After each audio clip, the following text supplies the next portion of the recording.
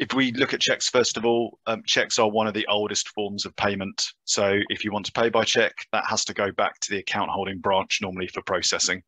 So that's the reason why if you're doing that process internationally, it takes the long period that Aoife described to do that.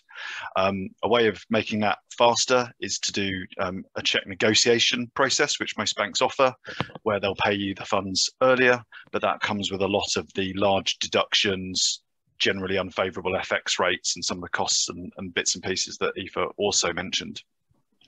Even for those that have moved away from checks and onto having bank accounts, managing overseas bank accounts from where you're based comes with costs, administration, time zone issues if you're based in Europe and managing an account in the US with a US bank.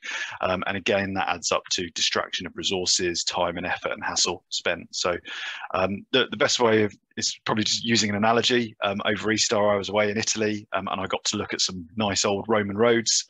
Even when you throw new technologies such as check digitization and more efficient bank processes, all you're doing is effectively trying to use better technology on very old Roman roads, whereas we're trying to be a fintech and rip up the rule book and basically come up with a newly tarmacked ring road to go around that problem.